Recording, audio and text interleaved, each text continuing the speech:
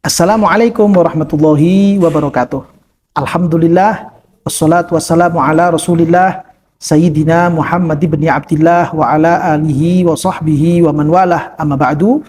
Teman-teman, para pemirsa, para pecinta channel YouTube MZT Malang Raya dimanapun Anda berada, Alhamdulillah kita bisa melanjutkan kajian-kajian kita, yang mana pada kajian-kajian kita saat ini kita masih fokus membahas tentang hukum-hukum dan ketentuan-ketentuan terkait dengan hubungan suami istri, yang mana lebih fokus lagi, lebih spesifiknya lagi adalah bagaimanakah si suami itu berperilaku kepada istrinya ketika si istri ini terkena cerai satu atau cerai dua, bahkan mungkin si istri itu telah terkena cerai yang ketiga. Dari segala pembahasan yang disampaikan oleh Syekh Ibn Qasim Al-Ghazi dalam kitab Fathul Qorib beliau, Syekh Ibrahim bin Muhammad Al-Baijuri memberikan sebuah kesimpulan besar dalam masalah ini, supaya kita bisa menjadi lebih paham lagi, bisa menjadi lebih mengerti lagi bagaimanakah kemudian ketika ada seorang suami yang menceraikan istrinya dengan talak satu atau talak dua, dan bagaimana juga sikap-sikap yang bisa ditempuh oleh seorang suami ketika suami tersebut telah melayangkan cerai hingga 3 kali kepada istrinya. Dalam hal ini, Syekh Ibrahim bin Muhammad Al-Baijuri memberikan keterangan faidatun mu'asyaratul azwaji karraja'iyati fi sittati ahkam. Ketika ada seorang suami yang suami ini mentalak satu atau talak dua kepada istrinya, artinya talak roja'iyah. Ketika si suami itu memberikan talak roja'i kepada si istri, maka di situ ada 6 ketentuan yang bisa dilakukan, 6 ketentuan yang penting diperhatikan oleh masing-masing suami. Yaitu, yang pertama, luhukut tolaki lah, bahwa si istri ini masih bisa tertalak dengan sisa talak yang ada. Ketika si suami itu mentalak istrinya satu, maka si suami masih memiliki jatah 2 talak berikutnya. Jika seandainya si suami itu mentalak 2 kepada istrinya, maka si suami masih memiliki jatah 1 talak berikutnya. Ini yang pertama. Yang berikutnya kemudian wawujubu suknaha. Yang kedua adalah ketika si istri itu tertalak 1 atau tertalak 2, maka si suami masih punya kewajiban untuk memberikan tempat tinggal kepada istri tersebut. Ini merupakan satu tindakan yang banyak dilupakan, atau satu tindakan yang banyak dilalaikan ketika terjadi perceraian 1 ataupun 2 dari seorang suami. Perlu diketahui bahwa suami yang mentalak istrinya 1 atau talak 2, dia masih punya kewajiban untuk memberikan tempat tinggal kepada istrinya.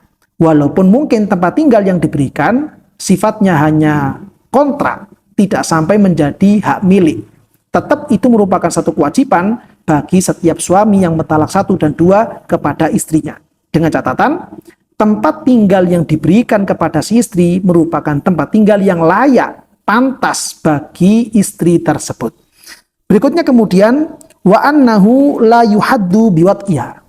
Jika seandainya si suami yang telah mentalak 1 atau 2 kepada istrinya, lalu kemudian si suami ini terjadi hubungan badan dengan si perempuan tersebut, terjadi hubungan badan dengan si istri tersebut, maka hubungan badan tersebut tidak bisa menyebabkan munculnya had atau munculnya hukuman rojam kepada laki-laki atau perempuan tersebut. Dengan catatan, terjadinya hubungan badan tersebut, terjadinya watik tersebut dalam durasi masa iddah si perempuan.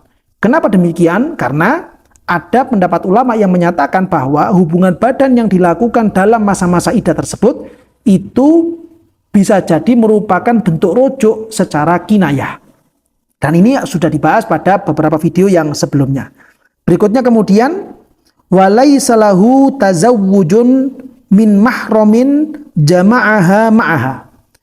Laki-laki yang telah menceraikan istrinya dengan cerai 1 atau cerai 2, dia masih belum boleh, dia masih belum halal untuk menikahi perempuan yang haram untuk digabungkan dengan adanya si istri tersebut.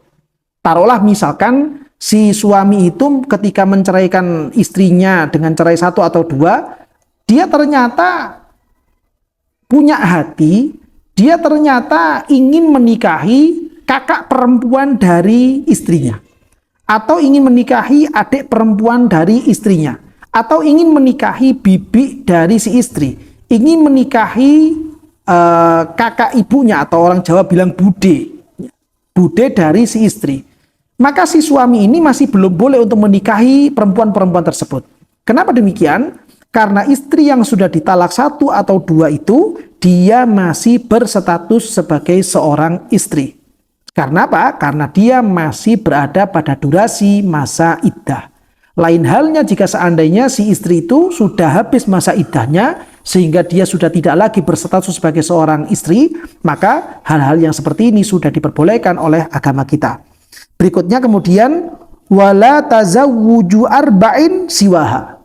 Si laki-laki, si suami ini masih belum diperbolehkan memiliki 4 istri selain istri yang telah ditalaknya. Kenapa demikian? Karena istri yang baru saja dia talak dengan talak 1 atau talak 2 itu masih berstatus istri kepada laki-laki tersebut, sehingga dia masih memiliki jatah maksimal untuk memiliki 3 istri berikutnya.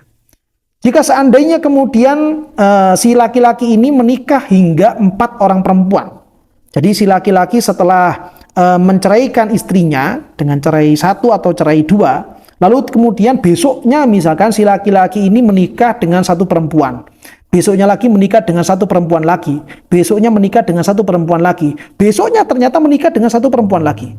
Maka perempuan yang terakhir ini tidak sah sebagai seorang istri.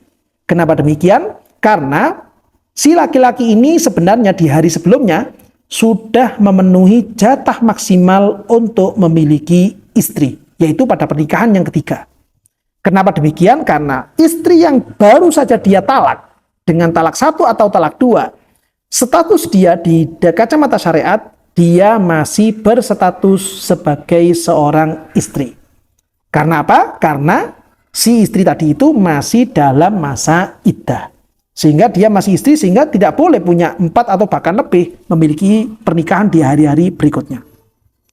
Berikutnya lagi kemudian yang perlu diperhatikan yaitu wala yasihul aqdu 'alaiha halal muasyarah. Si suami dia tidak diperbolehkan melakukan akdun nikah dengan perempuan, dengan istri yang telah ditalak 1 dan 2, kecuali jika akad nikah tersebut dia dengan niatan untuk melakukan rujuk, sehingga akad ini menjadi kinayah dalam masalah rujuk. Namun ulama-ulama yang lain tidak memperbolehkan hal yang seperti demikian. Mengingat Al-Imam Al-Ardabili di dalam kitab Al-Anwarnya, beliau memberikan keterangan bahwa akad nikah yang kedua setelah terjadinya akad nikah yang pertama, padahal akad nikah pertama ini merupakan adalah akad nikah yang sah, maka akad yang kedua merupakan talak terhadap pernikahan yang pertama. Dan ini perlu diperhatikan oleh seluruh masyarakat Islam bahwa para ulama mengatakan demikian, terutama yang disebutkan oleh Al-Imam Al-Ardabili di dalam kitab Al-Anwar beliau fi A'malil Abror. Beliau menyatakan bahwa akad yang kedua bisa jadi dia adalah talak terhadap akad nikah yang pertama, kecuali dalam 3 keadaan, dalam 3 gambaran. Akad kedua tidak menjadi talak terhadap akad yang pertama, yaitu yang pertama adalah taukid, penguat dalam masalah akad nikah. Gambarannya, contohnya adalah seperti yang biasa terjadi di sekeliling kita juga. Kadang orang yang melakukan akad nikah itu dia menggunakan 3 kali akad nikah. Yang pertama menggunakan lafadz angkahayun kihu, yang kedua kemudian menggunakan lafadz zawwaja yuzawwiju, dan yang ketiga digabungkan antara pertama dan kedua, yaitu menggunakan lafadz angkahayun kihu dan juga zawwaja yuzawwiju. Jadi walinya itu pada saat akad yang pertama hanya menyatakan angkahtuka ibnati, misalkan seperti itu. Lalu kemudian setelah selesai dan dijawab oleh si calon suami, qabiltu nikahaha. Di akad lagi yang kedua, zawwajtuka ibnati, dan juga dijawab oleh si laki-lakinya, qabiltu tazwijaha. Lalu kemudian diakad lagi yang ketiga dengan menggabungkan dua lafadz, yaitu ankahtuka wa zawwajtuka. Lalu kemudian dijawab oleh si laki-laki, qabiltu nikahaha wa tazwijaha. Ini gambaran pengulangan akad pada gambaran yang pertama, yaitu diistilahkan dengan sebutan taukid. Kemudian yang kedua, gambaran yang memperbolehkan akad kedua, yang mana akad kedua ini tidak dianggap sebagai talak terhadap akad yang pertama, yaitu ketika terjadi tajammul.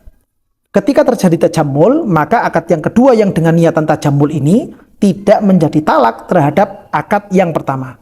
Seperti apa kata tajammul itu? Beliau dalam hal ini memberikan gambaran seandainya ada laki-laki perempuan menikah dengan pernikahan yang sah. Namun ketika akad nikah sah ini terjadi, hanya diketahui oleh beberapa orang saja. Dan itu pun terjadi di daerah yang jauh dari kampung halamannya. Lalu ketika laki-laki perempuan ini pulang kampung, dia khawatir akan dituduh melakukan zina dengan perempuan tersebut. Sehingga untuk menepis tuduhan zina ini, laki-laki perempuan ini kemudian mengadakan akad nikah yang kedua dengan mengundang banyak orang di kampung halamannya, supaya mereka betul-betul tahu bahwa mereka berdua telah menikah. Maka yang seperti ini yang diistilahkan dengan sebutan tajammul, dan itu diperbolehkan dalam pandangan Al-Imam Al-Zabili dalam kitab beliau Al-Anwar fi A'malil Abror. Kemudian yang ketiga, akad kedua yang tidak menjadi talak terhadap akad yang pertama, yaitu ketika dengan tujuan tabarruk. Tabarruk gambarannya adalah seperti laki-laki dan perempuan, mempelai laki-laki perempuan ini, dia ingin mengambil barokah dari ulama-ulama yang ada di sekeliling dia dalam masalah akdun nikah. Taruhlah misalkan laki-laki perempuan ini sudah melakukan akad nikah sah di hadapan KUA. Lalu kemudian mengulang akad nikah di hadapan kiainya, di hadapan gurunya, di hadapan seorang ulama yang memang mereka ini diyakini ada barokahnya kepada si mempelai laki perempuan, maka yang seperti ini diperbolehkan karena yang seperti itu adalah tabarruk atau ngalap barokah, mengambil keberkahan dari para ulama-ulama yang ada di sekeliling calon mempelai laki-laki dan perempuan. Akad yang kedua ini tidak dianggap sebagai talak terhadap akad yang pertama. Ini merupakan 6 ketentuan yang perlu diketahui dan diperhatikan bagi para suami yang telah melayangkan talak 1 dan 2 kepada istrinya. Berikutnya kemudian, ketika si suami itu telah melayangkan talak 3 kepada istrinya, hal apakah yang perlu diperhatikan? Dalam hal ini, Syekh Ibrahim bin Muhammad Al-Baijuri menyampaikan, yang pertama, annahu la tasihhu raja'atuha. Istri yang telah tertalak 3, dia sudah tidak bisa untuk dirujuk. Sehingga ketika istri sudah tertalak bain, dia sudah tidak bisa lagi dirujuk oleh si suami. Perempuan ini harus melalui muhallil supaya bisa kembali kepada mantan suaminya. Dan ketentuan muhalil seperti apa sudah kita bahas pada video yang sebelumnya. Kemudian yang kedua, wala tawarusa bainahuma. Antara laki-laki dan perempuan, suami istri tadi itu, ketika sudah terjadi talak 3, maka antara mereka berdua tidak ada lagi istilah warisan. Seandainya salah satu di antara mereka berdua ini ada yang meninggal dunia, atau mungkin orang tua mereka ada yang meninggal dunia, atau mungkin anak mereka ada yang meninggal dunia, maka sudah tidak ada hubungan waris lagi di antara suami istri yang seperti itu. Khusus pada suami istrinya tidak ada hubungan warisan. Berikutnya kemudian, wala yasihhu minha ila wala zihar wala li'an wala nafaqatalaha. Si laki-laki yang telah menceraikan 3 kepada istrinya, dia sudah tidak berlaku hukum tentang ila. Ila itu sumpah untuk tidak menggauli istrinya. Wala zihar, si suami ini sudah tidak ada hukum zihar kepada mantan istri yang telah tertalak 3 tersebut. Wala li'an, dan juga sudah tidak berlaku untuk melakukan li'an antara mereka berdua. Wala nafaqatalaha, dan juga si suami sudah tidak ada kewajiban untuk memberikan nafkah kepada istri yang telah tertalak 3. Kecuali jika seandainya istri itu ternyata mengandung dari suaminya, dari mantan suami yang mentalak 3, maka suami ini memiliki kewajiban untuk memberikan nafkah kepada anak yang sedang dikandung tersebut. Dan ini nanti akan kita bahas pada pasal yang khusus tentang masalah nafkah, insya Allah. Wala kiswah, si laki-laki, si suami juga tidak ada kewajiban untuk memberikan pakaian kepada mantan istrinya yang telah tertalak 3. Berikutnya juga, wa idza mata anha la tantaqilu li'iddatil wafati. Jika seandainya si suami ini telah mentalak 3 istrinya, lalu kemudian setelah jatuh talak 3 kepada istri, si suami ini kemudian meninggal dunia. Maka ketika si suami ini meninggal dunia, iddah si perempuan tidak kemudian berubah. Yang awalnya iddah talak, lalu kemudian pindah berubah menjadi iddah kematian. Tidak seperti itu.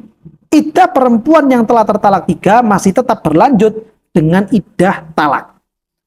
Berikutnya kemudian, wala yasihul khul'u minha bima'na annahu idza khala'aha waqa'at talaqu raj'iyan wala iwadha. Seandainya saja kemudian si laki-laki yang telah melakukan talak 3 ini, maka perempuan ini, si mantan istri yang tertalak 3 ini tidak bisa mengajukan cerai kepada si laki-laki. Karena memang mereka berdua sudah harus dipisahkan dan tidak boleh tinggal satu rumah atau bahkan satu ruangan, bahkan mungkin tidur satu ranjang, itu sudah tidak boleh dilakukan lagi. Nah, ini keterangan tambahan dari rangkuman Syekh Ibrahim bin Muhammad Al-Baijuri yang penting untuk diketahui, yang penting untuk diperhatikan kepada para suami yang terlanjur melayangkan talak kepada istrinya dengan talak 1 atau 2, bahkan mungkin si suami tersebut telah melayangkan talak bain atau talak 3 kepada istrinya. Mudah-mudahan dari keterangan ini kita semuanya bisa menjadi semakin bisa hati-hati, semakin bisa mawas diri untuk tidak gampang-gampang, untuk tidak ceroboh di dalam melayangkan talak kepada istri kita masing-masing. Mudah-mudahan keluarga kita semuanya, anak-anak kita senantiasa dijaga oleh Allah Subhanahu wa taala dari segala tindakan yang tidak diridhoi oleh Allah taala dan juga tidak menyebabkan bangganya hati kekasih kita Gusti Kanjeng Nabi Muhammad SAW. Dan mudah-mudahan kita semuanya, keluarga kita, anak-anak kita bisa menjadi orang-orang yang diridhoi oleh Allah Subhanahu wa taala. Amin ya rabbal alamin.